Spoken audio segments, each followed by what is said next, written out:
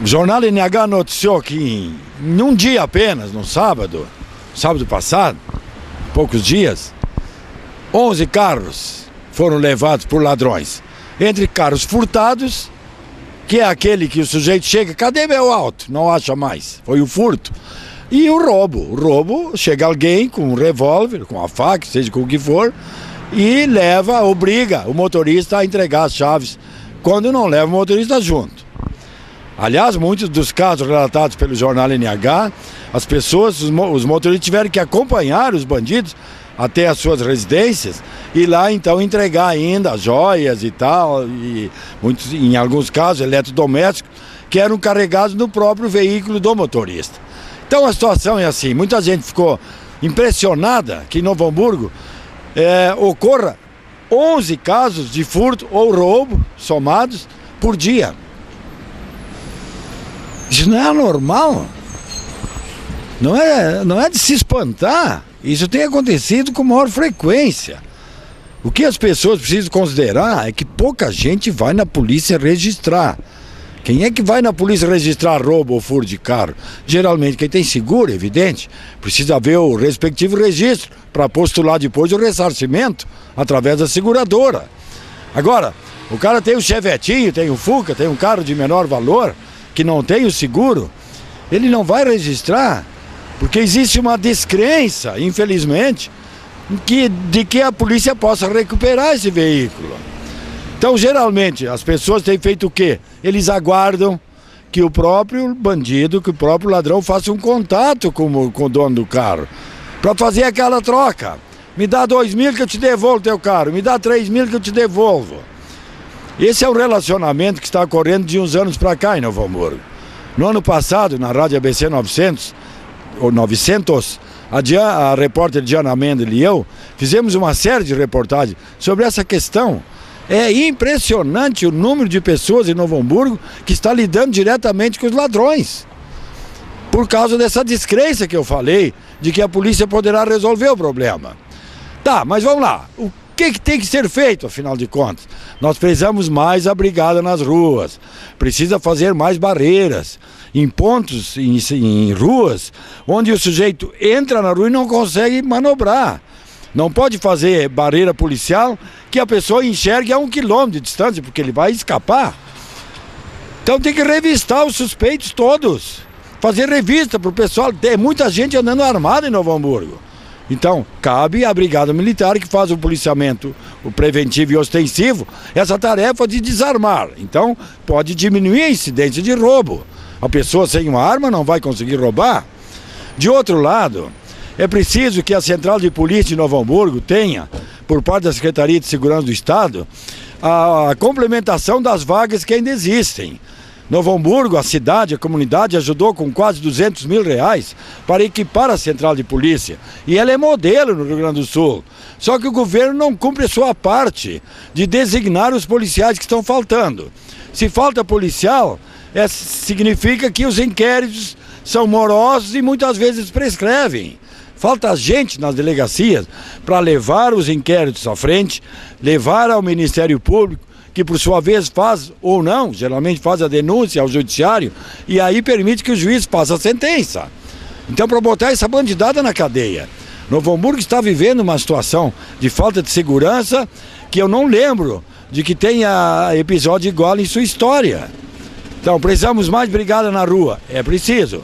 A Guarda Municipal daqui a pouco e isso em todo o Brasil, a Guarda Municipal precisará ter necessariamente poder de polícia, para também parar um automóvel, revistar as pessoas e deter aqueles que estão armados. E de outro lado, o governo do estado, através da Secretaria de Segurança, precisa, sim, nomear os policiais que faltam na Central de Polícia de Novo Hamburgo. Do jeito que está muito ruim. A Comusa mandou avisar: água de beber, água pra viver, água de banhar. Nossa água tem que economizar. Chegou a hora de economizar água. Siga estas dicas de economia. Ao escovar os dentes e fazer a barba, feche a torneira. Evite banhos demorados e desligue o chuveiro ao se ensaboar. Lave o carro com balde, nunca com mangueira. Faça a sua parte, economize água. Usando bem, ninguém fica sem. Comusa, faz parte da sua vida.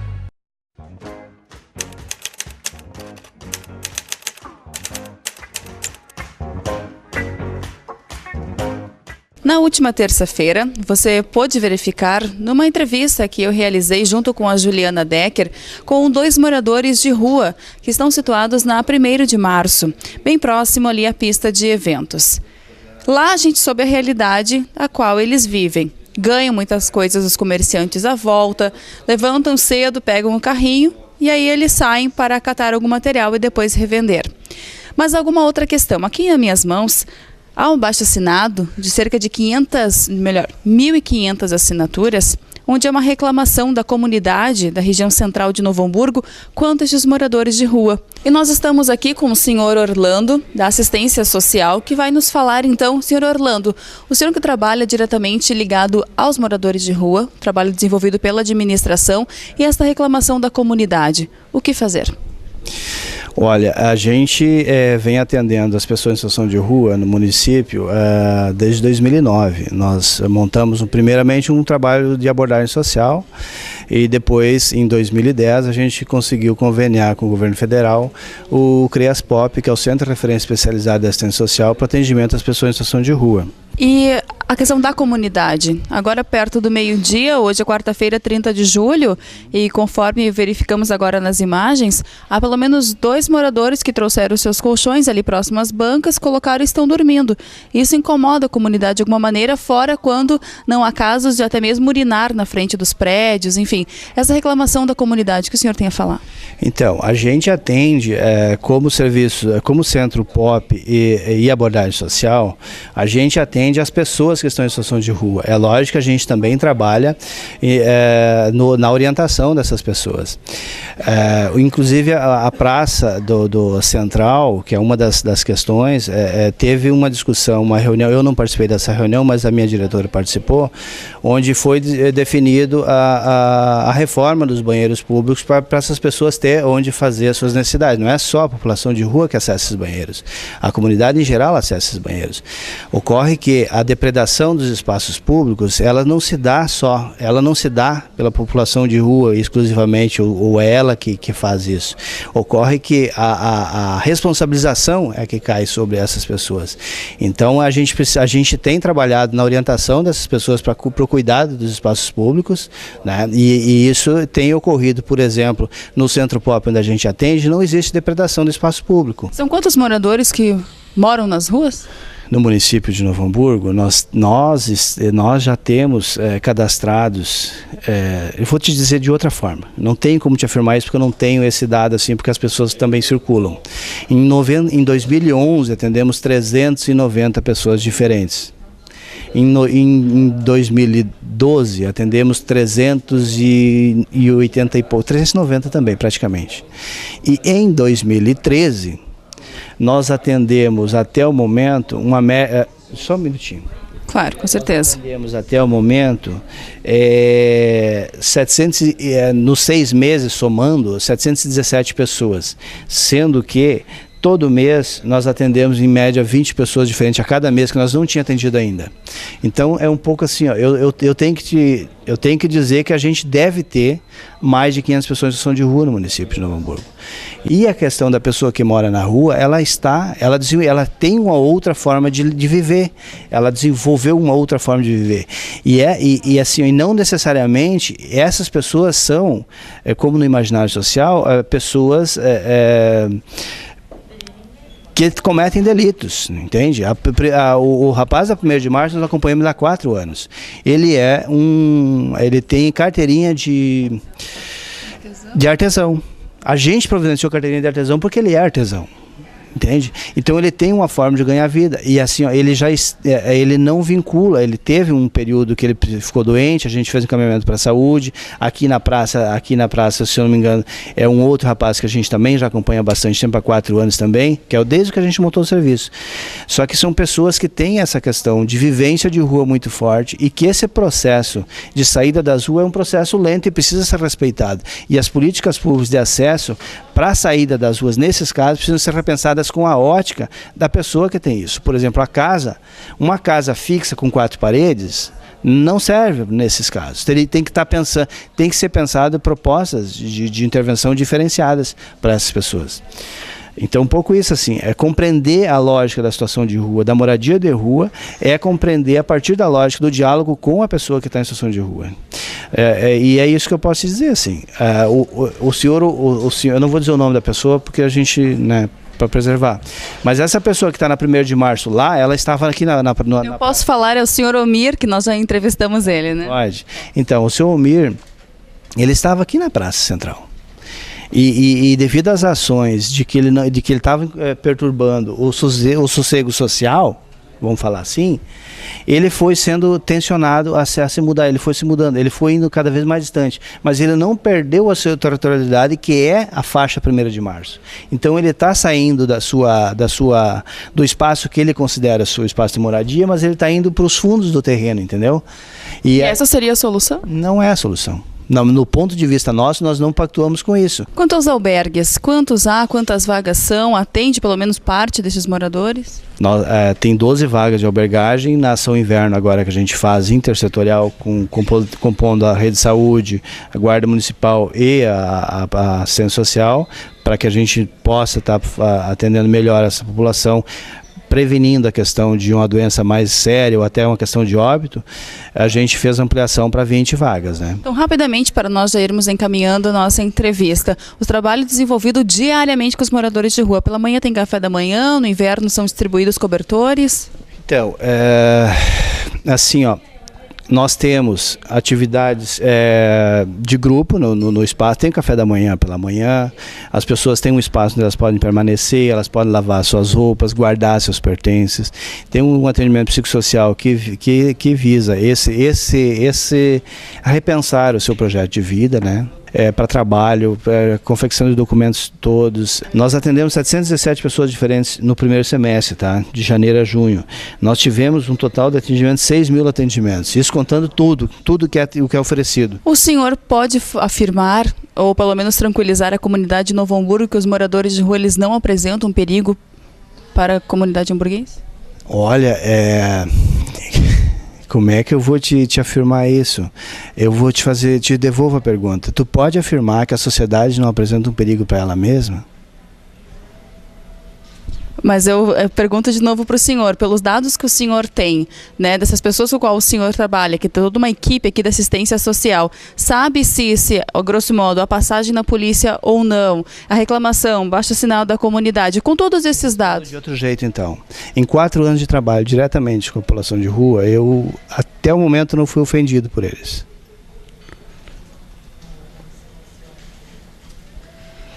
Acho que é isso.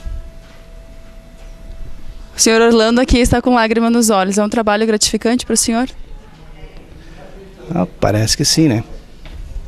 Para nós encerrarmos então, conforme falei já no início da entrevista, nós conversamos com o senhor Alexandre e o senhor Omir já na semana passada, os moradores de rua da 1º de março. Saiu matéria com os colegas do Jornal NH, inclusive. Então, para nós finalizarmos aqui, nós ficamos com uma música que o senhor Omir nos presenteou com a sua gaitinha de boca, onde ele disse, inclusive antes disso, que a única coisa que ele quer realmente é o respeito da comunidade como um todo. Claro que ao outro lado sempre vai haver, acredito eu, uma discórdia, uma discordância entre as pessoas elite ou até a comunidade como um todo e os moradores de rua.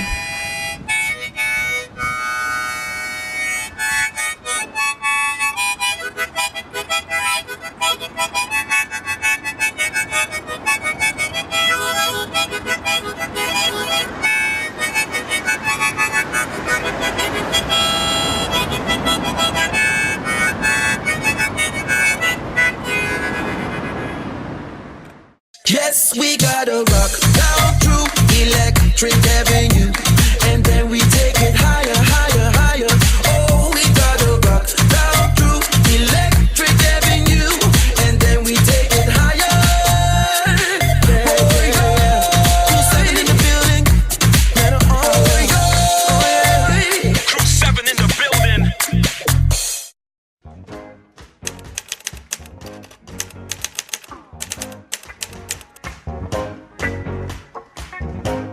O vereador Serjão Hanig, na Câmara de Vereadores de Novo Hamburgo, fez um pronunciamento denunciando a falta de agilidade do posto médico legal de Novo Hamburgo, onde eu estou com a repórter Diana Mendel. Nós estamos aqui por quê? Para verificar o que está acontecendo. Segundo a denúncia do vereador Serjão, muitas famílias sofrem e não se conformam e se queixam e procuram a prefeitura e procuram os vereadores para que as autoridades tomem alguma providência no sentido de diminuir a demora que existe no trabalho de necrópsia ou necropsia dos corpos que são trazidos aqui.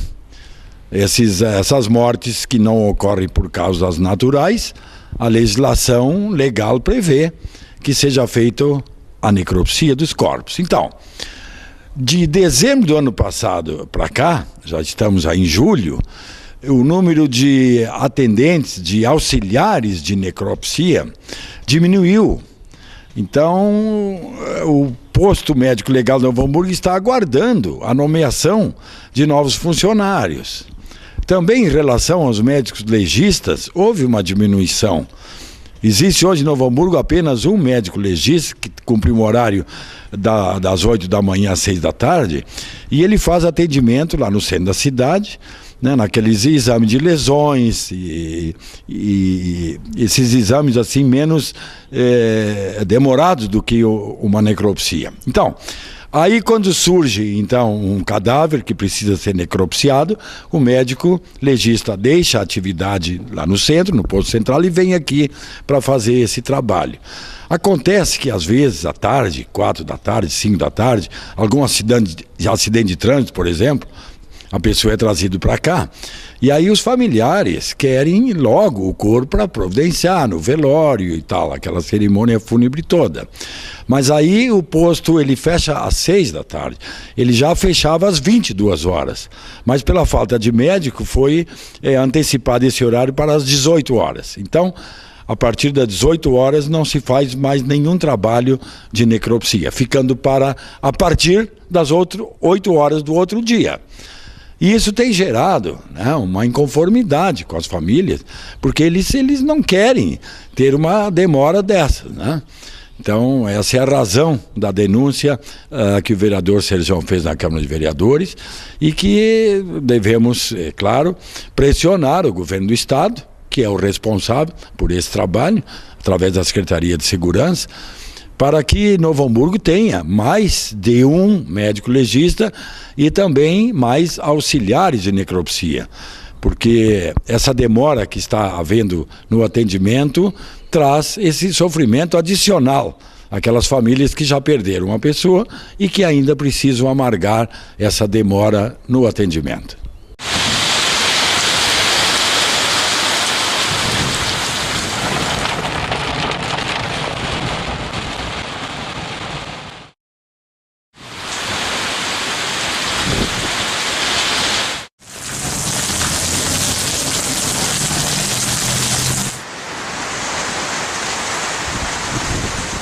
No quadro Guarde Água que Cai do Céu, nós viemos à Estância Velha mais uma vez conversar com o proprietário de uma empresa ligada ao setor do curtume, o senhor Paulo Eidelwein. Senhor Paulo, aqui atrás nós temos 2 caixas d'água de 20 mil litros e o senhor utiliza para que exatamente na sua empresa?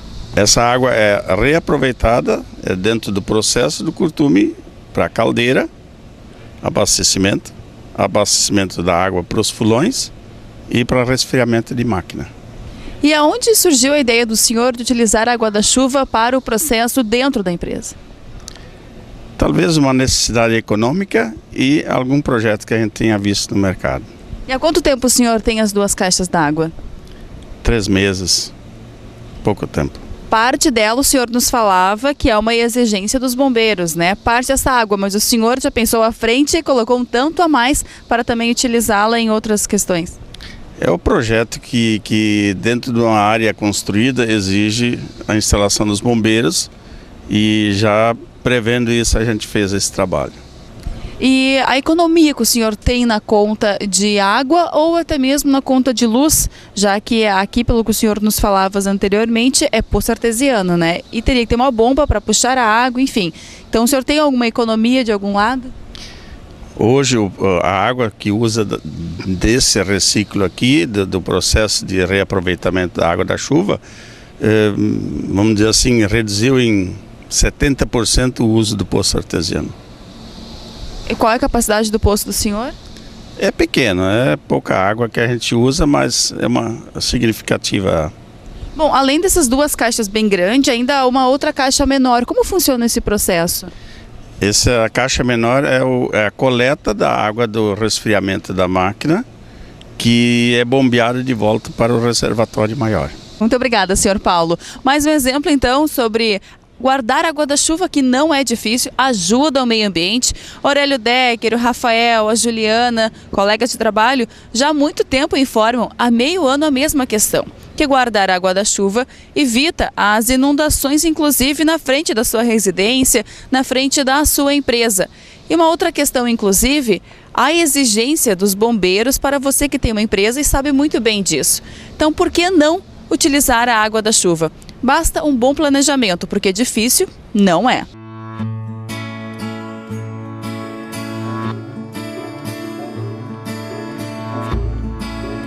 Nós já falamos sobre os cuidados com a saúde dos animais no inverno e agora vamos falar sobre o cuidado com os pelos, principalmente os pelos longos. Vai chegando o inverno e os animaizinhos vão enosando por diversos motivos. A Neila, proprietária da Pet Shop Ideal, que vai nos explicar um pouquinho os cuidados com o pelo longo. Neila, os cuidados em casa. O dono escovar em casa, a pessoa que tem o cachorrinho peludo, o que ela tem que fazer para manter ele sem nó? Escovação em casa. O que a gente utiliza? Nós temos aqui os acessórios, tá? Seria a escova de pino, tá? Para pelagens longas, é específica. Temos a rasqueadeira, que é para auxiliar na remoção de nós soltos, né? O pente, que vai te indicar onde existe o nó no cão, que é o que tu tem que ter. São 2 coisas fundamentais. E nós temos aqui uma tesoura, seja ela qual for, uma retinha, para quando o nó é muito fechado, a gente poder, através dessa tesoura, só abrir esse nó, abrir um caminho para te poder rasquear e tirar o nó que está embolado, para não fazer o cabelinho do cão ficar com falhas, né, com buracos, que é o que acontece. O pessoal vai em casa, corta com a tesoura, traz para o pet e diz, aqui fui eu que cortei. É uma pena, porque às vezes fica uma falha muito feia no pelo do cão, que é pelagem longa. Então eu vou demonstrar aqui para vocês como fazer. Aqui tem um nó. Achei com o pente, né? Escovei, ó, aqui não tem, aqui trancou, achei um nó. Tá bem fechadinho, né? Vocês podem ver. Ou vocês abrem com a própria mão, ou vocês pegam a tesoura no sentido do crescimento do pelo, tá?